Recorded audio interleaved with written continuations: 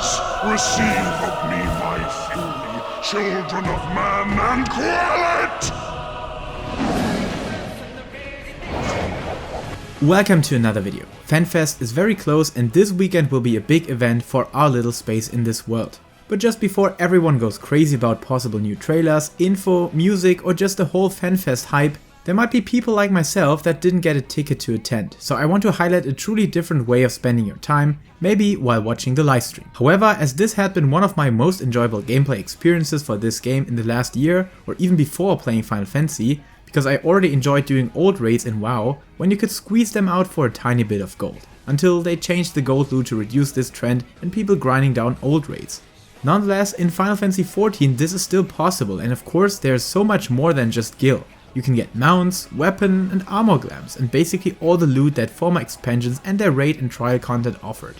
Just now you can slaughter these bosses in there all by yourself, mostly. For those that already watched my Making Gil Like a True Warrior of Light or the Mount Farming Guide and Overview, with every patch our character grows significantly stronger, so much that some mechanics are not even worth thinking about anymore.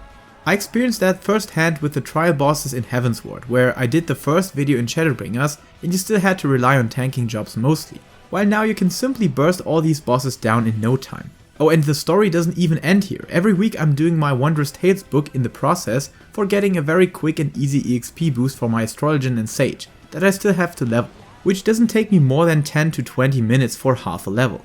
But how strong are we now? First of all, I'm only talking about tombstone and crafted gear as well as relic weapons that already make quite a difference. So you don't even have to take savage gear and upgraded tombstone gear into account, even if that would boost your power level even further. But regardless of that, I retried some of the trickier bosses and at least on 2 of them there's a vast difference from 6.2 or earlier to now. Because on Cyryu things went down quite quickly due to the lack of some damage that was required to burst him down before the enrage timer. And sometimes you had to fill up your echo buff by fighting for more than 5 minutes, wiping and then doing it again. Now this has changed and we can easily swing him down without the echo buff. Above that, if you have tried it before 6.1 the last time, as Dark Knight you now have a very powerful weapon with the enhanced Living Dead effect that can push you back up to max HP again. But I fairly believe that Warrior and other jobs can pull the trigger as well now. That mentioned, Warrior not only has improved on the gear department, but hits feel quite a bit more powerful due to the changes in 6.4 that make Warrior quite equal with the Dark Knight in regards to damage output. So I guess Warrior is my top choice for these bosses. Quite the opposite I could experience on Shinryu, because power level there isn't that significant because you still need to track stuff to not get knocked off the platform, and especially avoid the damage down debuff those dragon heads will put on you. Warriors can achieve this with very good timing on your shields, but the obvious and easy choice definitely is Dark Knight, due to its powerful The Blackest Night that works wonders on dodging entire mechanics. Susaku on the other hand is still a tough opponent, and I haven't tried the opposite, but I do believe only manageable for the Warrior. But if you like, try it out as Paladin or Dark Knight too, the 6.4 power level might unlock these challenges for them. The biggest difference however I did recognize on Kefka Savage, where you get a cute little mount and a freaking epic fight that I can only suggest trying for a remarkable 1v1 experience. It actually felt a bit too easy to call it a challenge anymore, because I literally failed all mechanics in the first stage, jumped straight into the second stage and defeated him, without any form of practice. All this had been quite more close on the last time I tried killing this madman, especially as I had to use potions and really pinpoint my rotation. This here was much more willy-nilly and still successful. But what about loot? The actual items you get from these bosses have dropped in price quite massively too, but there are a couple of secret values hidden behind some of them.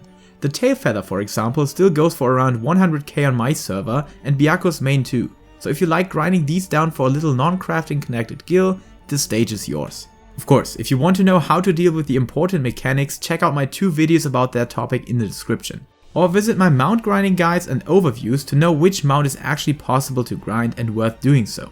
So far, I could not find any additional entries, but I will try out more as soon as I finalized my gear and didn't die of excitement about the FanFest news and hype. Which means you should keep grinding down these easy Gil with some actual fun doing it. But on the other hand, don't forget about your leave quest allowances if they are stacked for some passive Gil in Old Charlian. I will keep you updated about the NA FanFest as best as I can, so stick around for more videos coming in the next days. Until then, stay safe, stay healthy, and keep loving Final Fantasy.